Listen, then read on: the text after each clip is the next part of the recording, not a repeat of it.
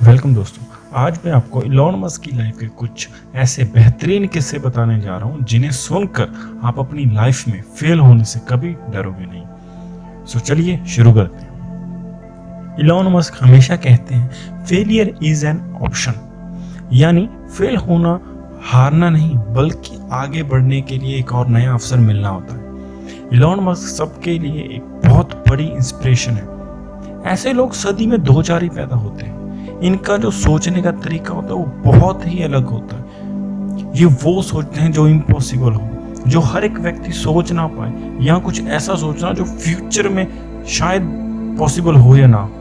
ऐसी चीजें ये सोचते हैं। इनके सिर पर ऐसी चीजों को करने का सिर पर जुनून सवार रहता है। इलॉन मस्क ने अपने भाई के साथ मिलकर जिप्टो कंपनी की शुरुआत की। ये एक सॉफ्टवेयर कंपनी थी और कुछ टाइम बाद इलॉन को उस कंपनी से निकाल दिया गया और तब इलॉन मस्क को 7% प्रॉफिट मिला था, यानी $22 मिलियन मिले। इलॉन ने इस $22 मिलियन को वेस्ट नहीं किया बल्कि आने वाले फ्यूचर के जो प्रोजेक्ट्स हैं उनमें इन्वेस्ट करने का सोचा।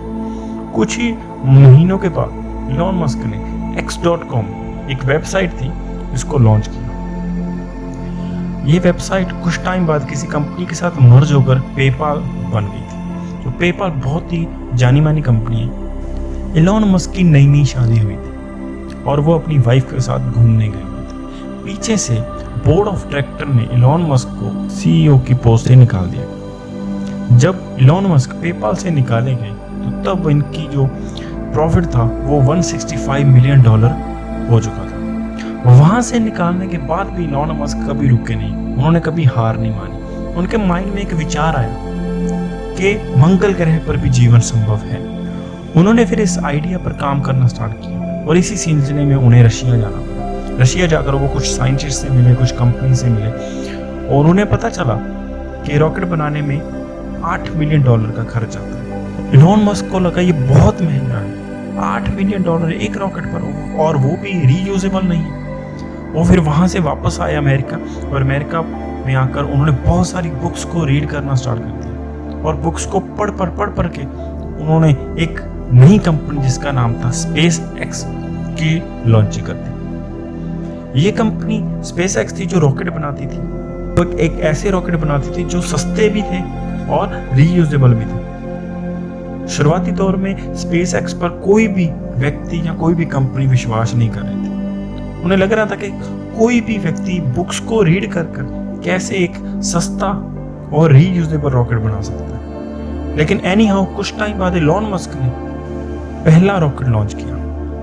पहला रॉकेट शुरुआत में ही फट गया, लेकिन इलॉन मस्क ने हार नहीं मानी। उन्होंने अपना दूसरा रॉकेट कुछ ही महीनों के बाद लॉन्च किया। वो रॉकेट ऑर्बिट तक गया, लेकिन वहां से ऑफ रूट हो गया। उसके बाद इलॉन मस्क ने तीसरी बार फिर से अपना रॉकेट लॉन्च किया। तीसरी बार जो रॉकेट था वो स्पेस तक गया, लेकिन वहां से ऑफ रूट हो गया। जब तीसरी बार इलॉन मस्क रॉकेट बनाने में फेल हुए, लोगों ने उन्हें पागल कहना स्टार्ट कर दिया। लोग कहते थे कैसे कोई व्यक्ति किताबों को पढ़ पढ़ के रॉकेट बना सकता है, वो भी सस्ता और रीयूजेबल। ये इम्पॉसिबल है।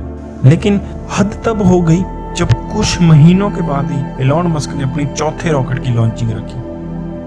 लोगों को बिल्कुल भी विश्वास नहीं था अभी इलॉन मस्क पर, लेकिन इलॉन मस्क बैंकक्रप्ट हो चुके थे, लेकिन फिर भी उन्होंने कहीं ना कहीं पैसा इकट्ठा करके रॉकेट लॉन्चिंग की चौथी बार। रॉकेट लॉन्च जब हुआ तो वो फाइनली अपने काम में सक्सेसफुल हुए, उन्हें अपने काम में कामयाबी मिली। दोस्तों, इलॉन मस्क जैसी सोच, जज्बा, जुनून, विजन अगर आज हम युवा अपने अंदर अपना लेना तो हम अपनी लाइफ में बड़ी से बड़ी प्रॉब्लम से लड़ सकते हैं। हमें भी इलॉन मस्क जैसे पागल होना चाहिए, अपने आप पर भरोसा होना चाहिए। चाहे दुनिया आपको कुछ भी कहे, लेकिन आपको अपने काम पर, अपने आप पर भरोसा होना चाहिए कि आप जो कर रहे हो सही कर रहे हो, चाहे उसमें आपका कोई भी साथ दे ना दे। आज के लिए इतना ही।